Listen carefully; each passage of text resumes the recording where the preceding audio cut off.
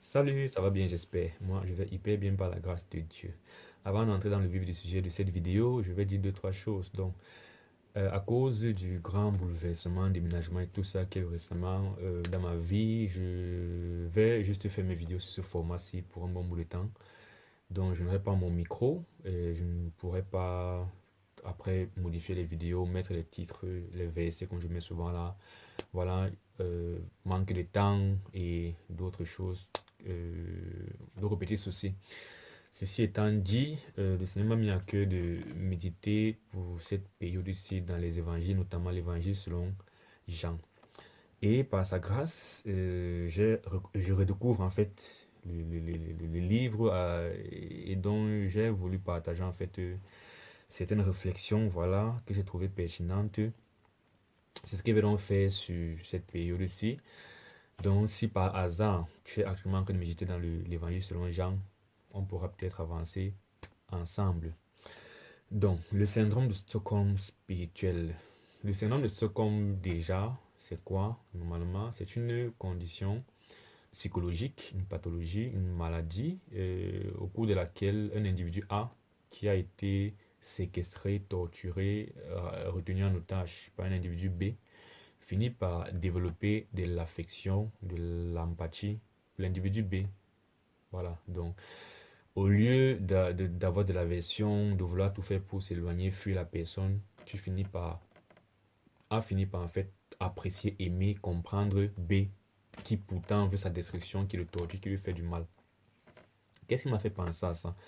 Je méditais dans Jean 3, à partir du verset 17, on dit Dieu en effet n'a pas envoyé son Fils dans le monde pour qu'il juge le monde, mais pour que le monde soit sauvé par lui.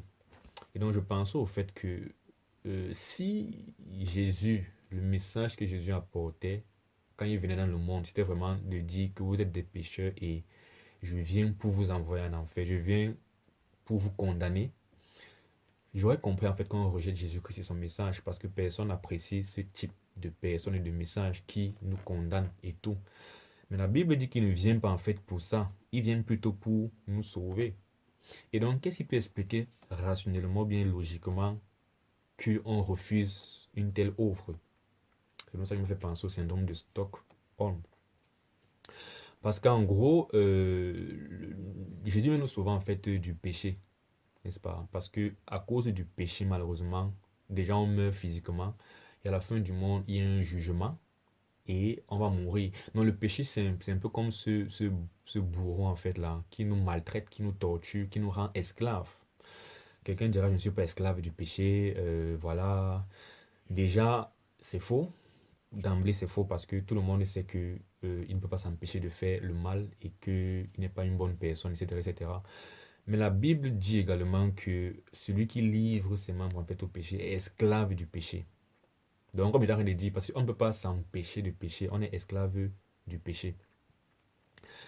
Et donc, c'est pas seulement qu'on est esclave du péché, mais en fait, on aime, l'homme en fait, quelque part, aime le péché. C'est ce qui explique donc que quand Jésus-Christ vient en fait pour prêcher quoi? La repentance. Parce que quand Jésus vient pour nous sauver, il nous appelle en fait à nous repentir. Du coup, on aime tellement le péché que c'est ce qui explique donc qu'on rejette l'offre du salut de Jésus-Christ. Parce qu'une fois de plus, si on était des personnes qui étaient pas trop attachées au péché, ou bien, bref, si on était des personnes à qui Jésus venait dire un message négatif, je veux que vous partiez en enfer, vous êtes des mauvaises personnes, je veux vous condamner, on pourrait comprendre logiquement et rationnellement qu'on refuse ce message qui est désagréable. Mais le message, il est agréable. Il vient pour nous sauver, et même facilement. Mais on le rejette. Pourquoi? Parce qu'en fait, on est attaché à ce dont il veut nous sauver, au péché. Et donc, c'est ça, en fait, la maladie que tous les autres humains, en fait, ont. Parce que ce n'est pas que certaines personnes aiment le péché et d'autres pas. Tous les hommes aiment le péché, nous sommes tous pareils. Et c'est pour ça que on a besoin d'être sauvés. C'est qu'on aime notre, celui qui veut nous tuer. En fait, on est attaché à à ce qui veut nous tuer. Donc, si on reste dans cette condition, on va inévitablement partir en enfer. Donc, la première chose qu'il faut comprendre, ou bien qu'il faut reconnaître, c'est qu'on est malade, n'est-ce pas? On aime le péché. Et il faut reconnaître la gravité de notre maladie. Le péché ne veut pas ton bien comme tu le penses. Euh, avoir les petites amies par-ci et par-là, parfois coucher avec elles, avoir du plaisir sur l'instant, avoir de l'argent, parfois mal acquis au détriment de d'autres personnes en escroquant par-ci par-là, en faisant preuve de malhonnêteté, mentir pour s'en sortir, rabaisser, humilier les autres pour s'élever. Toutes ces choses, en fait, la drogue, la vie de fête, alcool, tout ça, les paroles obscènes, les mots offensants, tout ça, le manque de respect. Bref, toutes ces choses, en fait, là, c'est ça le péché. Et qui nous font souvent nous sentir bien sur l'instant, passer un bon moment, avoir l'impression que la vie avance, qu'on a de la joie et tout ça, qu'on est accompli, qu'on est satisfait. Mais en fait, la fin de tout ça, c'est l'enfer. Et donc, il faut qu'on comprenne qu'on est malade, qu'on aime ces choses et que ces choses, en fait, c'est grave, en fait, et que ça va nous amener en enfer. J'ai dit, Jésus n'est pas venu, bon, la Bible dit Jésus n'est pas venu pour nous juger, n'est-ce pas? Mais s'il y a un truc que Jésus établit clairement, c'est que le monde, en fait, est mauvais. Ce que nous faisons est mal, et c'est pour ça, justement, qu'on a besoin d'être sauvé du péché. Il dit dans Jean 7, verset 7 que le monde ne peut vous haïr. Moi, il me hait parce que je rends de lui le témoignage que ses œuvres sont mauvaises. Donc, Jésus dit quand même clairement que le péché c'est mauvais. Ce n'est pas que, comme il ne vient pas nous juger, il ne dit pas, non, le péché c'est mauvais. Dans 1 Jean 2, verset 15, on dit, n'aimez point le monde, ni les choses qui sont dans le monde. Donc, la Bible nous demande de ne pas aimer le monde et même ce qui est dans le monde. Donc, si tu aimes ce qui est dans le monde et ce qui est dans le monde est manifeste, je prends l'exemple flagrant. Les gens les plus aimés, les stars là, musiciens, acteurs de films, comédiens, tout ça. C'est ça le monde. C'est ça qu'on appelle le monde. Si tu prends sur le plan vestimentaire, qu'est-ce qui est l'habillement, si tu prends sur le plan des réseaux sociaux, quelle est la tendance, tout ça. C'est ça en fait le monde, la réflexion qui est derrière, la façon de penser, de raisonner, n'est-ce pas? Les mœurs, tout ça. Il sait que c'est des choses que tu aimes, que tu cautionnes, que tu valides, dans lesquelles tu prends plaisir. Tu es en train d'aimer le monde. Et pourtant la Bible dit, n'aimez point le monde, ni les choses qui sont dans le monde. Pourquoi? Si tu aimes le monde, l'amour du Père n'est pas en toi. L'amour de Dieu n'est pas en toi. Donc tu es en train de marcher en ennemi de Dieu. Et c'est ça le péché en fait. Quand tu aimes le monde, tu fais les choses du monde, tu es dans le péché. Et donc Jésus est venu en fait pour nous sauver de ce monde, de notre bourreau, n'est-ce pas? Comme c'est un truc qui est inné en nous, le fait qu'on aime, personne ne naît pour attraper la magie du Seigneur de Stockholm spirituel, c'est-à-dire l'amour du péché. Non, on est avec l'amour du péché en nous. Mais la parole de Dieu nous dit ceci.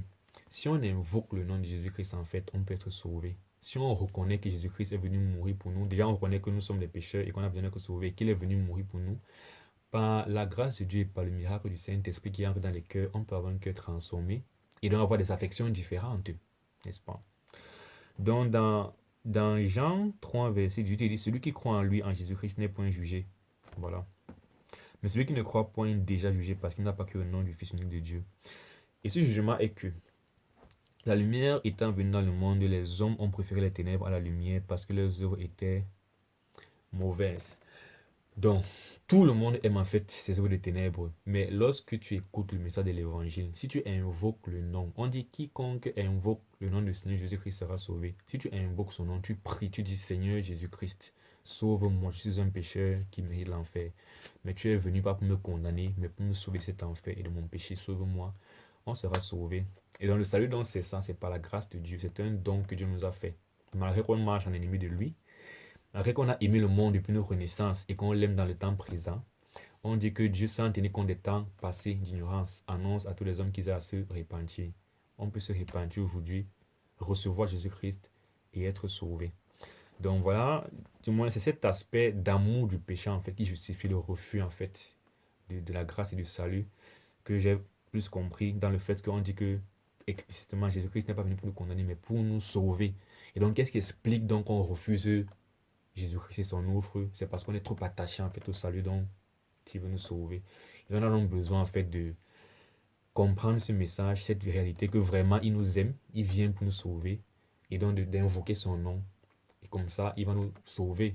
Et le salut, c'est quoi? C'est quand il nous donne son esprit de vie n'est-ce pas?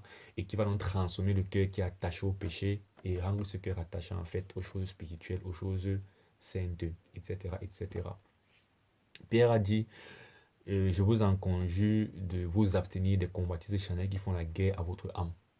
Donc, lorsqu'on s'affectionne en fait aux choses de la chair, on est en train de détruire notre âme et la finalité c'est l'enfer. Notre âme ira en enfer. Mais quand Jésus nous sauve et qu'il transforme notre cœur, on commence à s'attacher aux choses spirituelles, la louange, la prière, bref, on commence à aimer Dieu et puis on a pour finalité la justice et la vie éternelle. En bon entendeur, salut, que Dieu te bénisse.